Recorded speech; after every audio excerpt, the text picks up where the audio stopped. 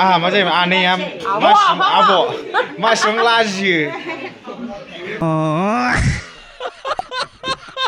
नैबे बाजैया एसे नांब्रोबबाय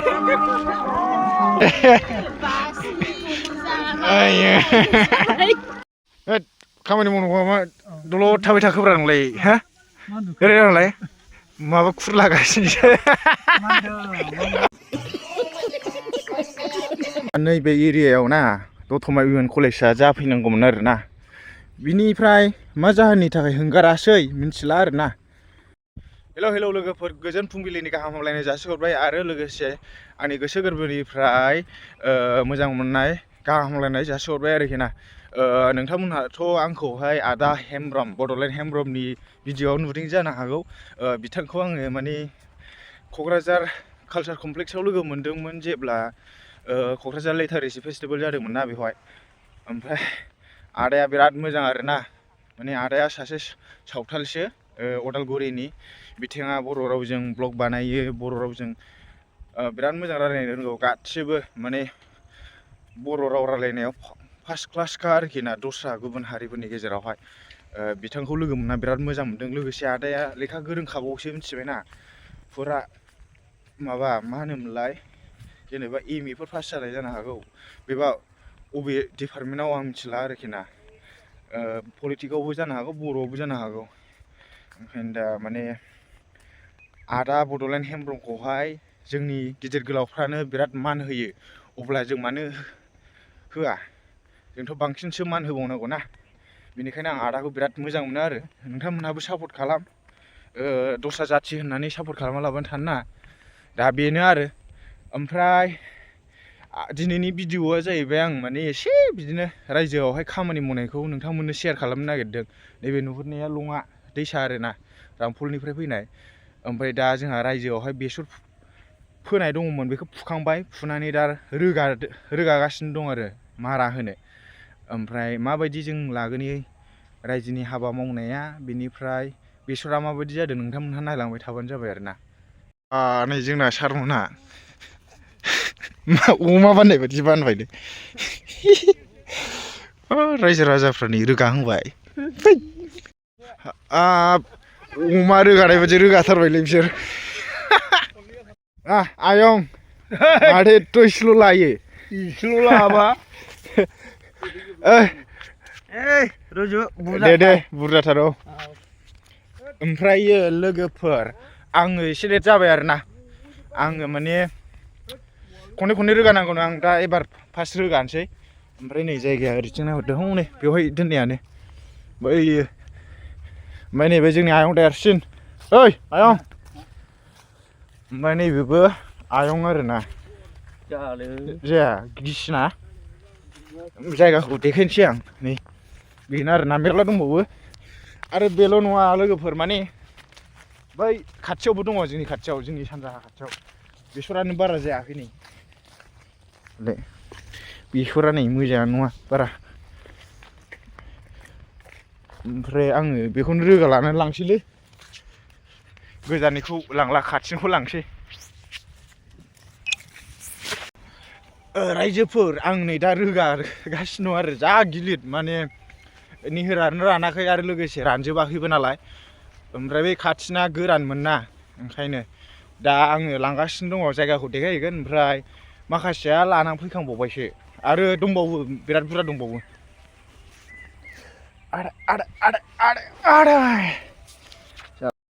आयंआ नोगोद बुरजा लाबोबायलै औ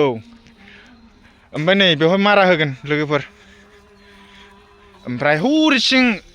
माने हिनजावफोर ओमफ्राय बोराय बुरिफ्रा रोगानो हाया होनना खाथिनिखौ रोगाबाय आरोना ओमफ्राय जोंनिया नै आदा आंहा बिदा जायो गावबुराखौ गयबारि गामिनि एक नं समाजनि माने औ गावबुरा आदाखौ लामाफ्राव नुबा रायदावलाबाय आरोना जों गामिनि गयबारि गामिनि गावबुराजों ओमफ्राय आदा देग्लायथ' बारा मोजां जायैखौ नुहुरदां औ ओमफ्राय जेनेबा सिगां समावहाय मोजां जायोमोन ना आदा बेनिफ्राय मोजां जादोंमोन सिमोनहाय 54 मोननाय जादों 54 ओमफ्राय दा बेसेबां टारगेट खालामदों आदाया नायनानै 30 मनसोल' लादों 30 मन ए औ एबार बिनि उनावहाय मा प्लेन खालामबावदों आदा माबाफोर आबाद मावनो जियार' फाथो जायो औ माने थांनाय बोसोरावबो फोखादोंमोन नामा आदा औ मैथा फाथो फोदोंमोन आरोना थांनाय बोसोराव ओमफ्राय 27,000 मोनदों औ मोजाङानो जादोंमोन मैथा फाथोआ औ ओमफ्राय दा नायलांबाय था लोगोफोर ओमफ्राय बेखौ दा ट्रेक्टरजों मारा होनो नागिरदों लेंहरखाबाय नामा आदा र' दे बाजै बाजैया दिनै नै आयु थिखोनो हाया लाथारदों नों बाजैया आंनिफ्राय बांसिन लानो हाबावोसो बाजैया आरो नैथिं नै रोगाना लाबावगौ खाथिनिखौ रोगाबाय आयं मेंबायबो नामा हो आयं मेंबाय बा माला फैया नोंलाय तामिलनाडुनिफ्राय दाखालि रायजोनि खामानि मावदों दे ओरैथिं नै आदा अनला दं आंनाथ' खामानि मावनानै जानो नंला हाब मोनाबिलि हागौ बेन्डाम लोगोफोर जोंहा नैबे एरियायाव ना दतमा इउ एन कलेजआ जाफैनांगौमोन आरोना बिनिफ्राय मा जाहोननि थाखाय हंगारासै मिथिला आरोना जालालै गिलिरा आजां गाजां लादों नै खननै जाबाय एबार नैबे सासेया दे आदाया रोगाथोंसै आदा सनजय ओइ नोंथां मारै जाखो जाला माबायदि मोनदों बिसोर रोगानानै मेंनाय मोनदों ना मोजां मोनदों नोंथांमोन जों दा माने बैग्रि बिफां खाथियावसो जिरायनानै दं आरोना गोजांबाय माने गरम मोनबाय ओमफ्राय नैबे बिथांखौ नायनानै ला नै अबेनिमोनलाय नोङो आदा माथो जों लागोनि नङै बायदि नुयो हा जानायासो होदों आयौ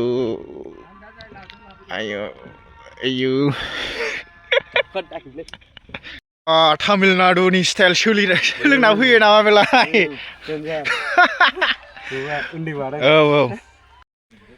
थालिर बारियाव मा नागिरदों गुमै गांगाब आयौ मा नागिरदों गोमो दख'ना गाननानै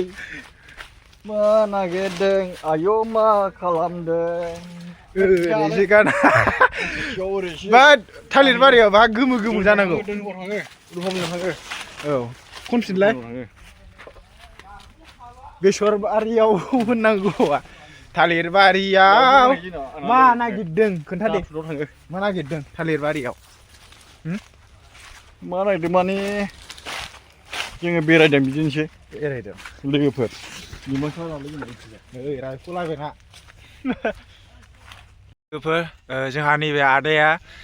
मोनसे समावहाय जोंनि 1 नं ब्रह्म समाजनि माबा सेक्रेटारि जाबोदों आरोना ओमफ्राय ओरैथिंजाय जोंहा नैबे आदाया गावबुरा जाबोदोंमोन मोनसे समाव ओमफ्राय आदा नैबेहाय बेसेबां बिगा दङ 3 बिगा आरो बै मोनसेयावहाय 10 बिगा 11 बिगा होमबा नामा 13 बिगा औ 13 बिगा ओमफ्राय आदा जेनेबा सिगां नोंसोर बिबान लानाय समनिफ्राय दासिमावहाय माबायदि सोलायबोखो जोंनि गयबारि रायजो माबाया 1 नं ब्रह्म समाजा सोलायनाय मानि ओरैबायदियाव जायो सोलायनाया मानि बै समाव माखासे मानसिफ्रा खामानि मावनो बायोमोन जोंहाथ' आगोलाव एक्सट्रा दंफैखायो ओमफ्राय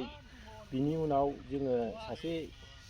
बिराद गोरों मानि उसि मावनानै फैनाय बेजों आं लोगोसेयै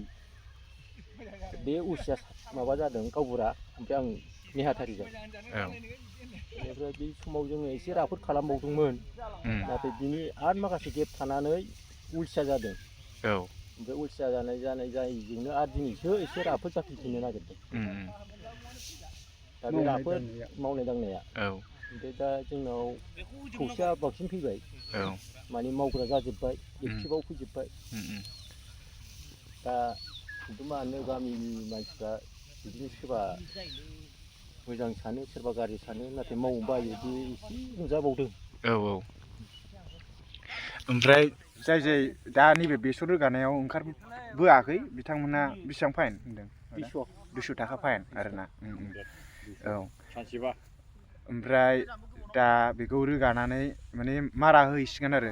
मालाय नै खायदा गोरोंफ्रा दान्दाजों सानैनि रोगाखाबाय बेसर रुजुनदों इलेक्सन गेलेनो नामा इलेक्सन गेलेया माथो गेलेथारनांगौ जायो फाराफारि जोंहाबो दान्दा लानांगौमोन नायनानै आयौ उन्दै गोरलैनिफ्रायबो गिलिरसिन जाहैबाय बेयो साहा लोंगासिनो नै साहा मोनलोंबाय ए खाथियाव आयं दङ पाउदारसो दां साहायानो हा माला जोबखो बिथांना जों ओरैनो मावाखै बेदर जानांगौ बेदर गाव बुरायाफोर नोंबा सेंग्राफोर जायो बेदर जागोन बयलारबाबो नाबाबो अमाबाबो जायोमोन बोरमाबाबो जायोमोन आरोखि ना बयलारसो सिथारदों बयलार आयो बयलार साबा जिखुनु जादोला ओंखाम खहाबैबानो जाबायमोन आरो दरनै दरथाम जा हायो बेसे मोनबानो जायोमोन नों बाबाव एसे बिहामजोफ्रा नायखायोनो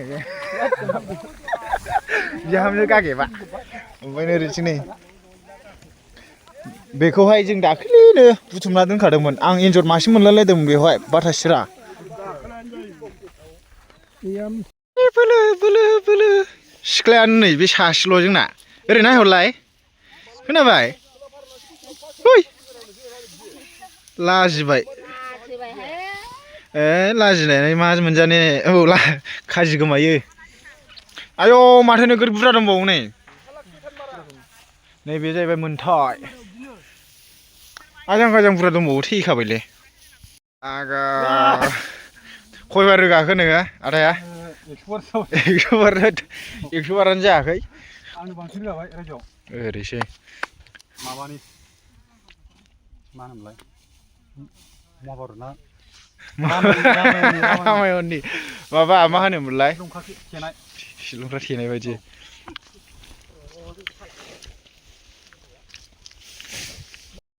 ओहै आङो ओरैजाय बेसर दोनहैनो नागिरदों नै पार्टिया नोगोद बुरजा लाबोनो हायोलै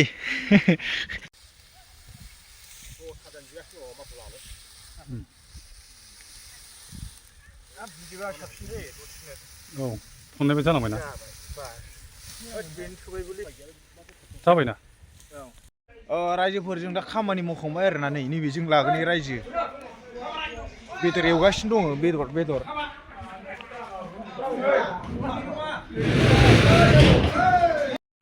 जोंना नै आयंआ केसियार नामा औ रेजिस्टार मेन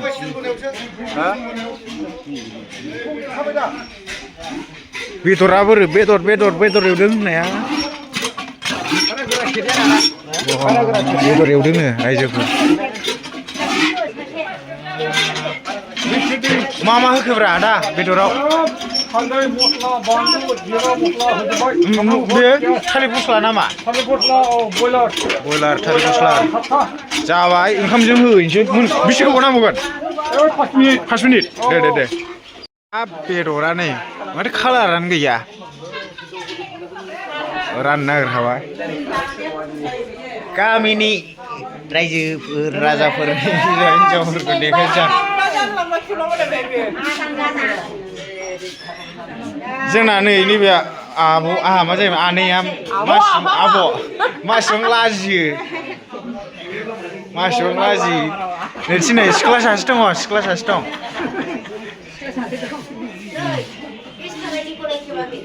हा खेबगोन हा सारायनि ओंख्रिखौ र' दा नुगोन र' लागाव आयु नै मालाय जाबायबो लाबायबो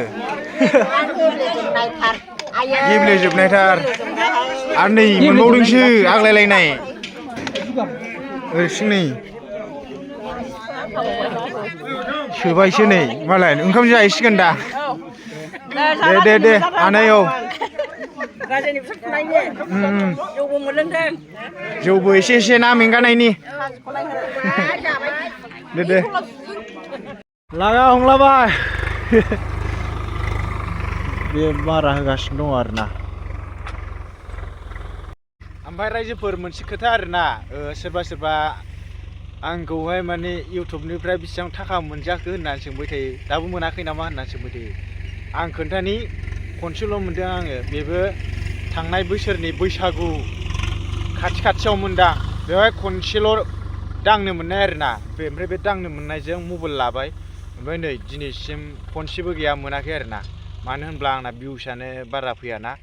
सिगां समावहाय बे आब' जिरिनानि भिडिअ'आवहाय हाबानि भिडिअ'आव नोगोद भिउस फैदोंमोन ना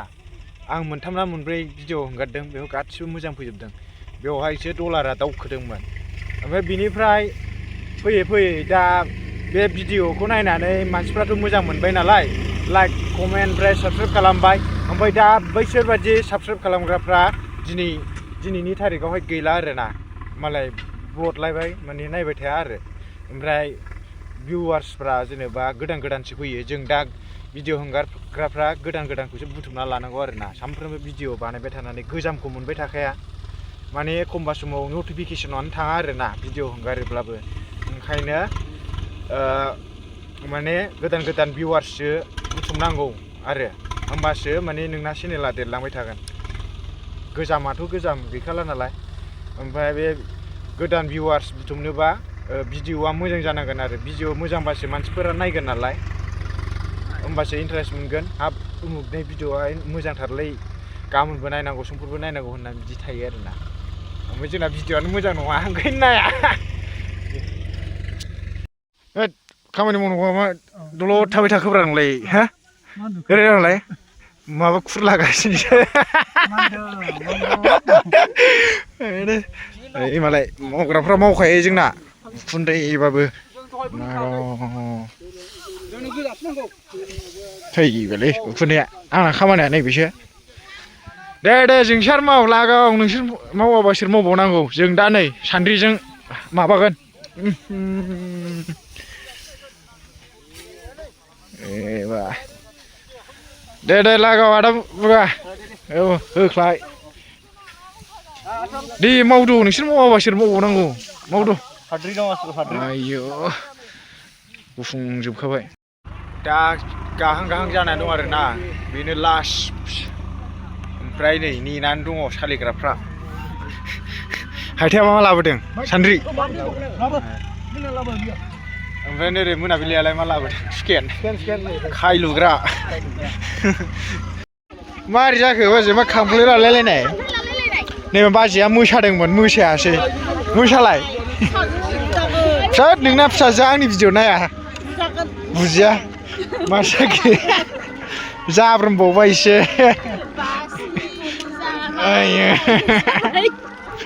हौवाजों बायस जाबाय आरो नों बिदि खामफ्लाय लानाया बायस जाबावगोनसो नोङो ओमफ्राय दिनैहाय मा केन्सेल जाबाय आरोना गाबोन सानसे ओंखारबावदोलाय जारलासो उफाय गैया रायजोनि खामानि नालाय औ मावनांगौ सानसेबाबो साननैबाबो गाबोननिखौ गाबोन आलदा बानायसै बेयावनो फोजोबथ'नोसैलां नैबे बाजैया एसे नांब्रोबबाय गावदै बेसर जाग्राफ्रा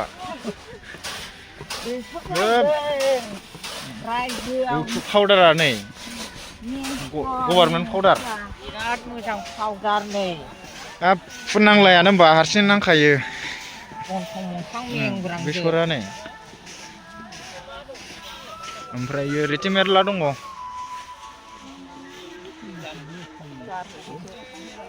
आदा मेरगौ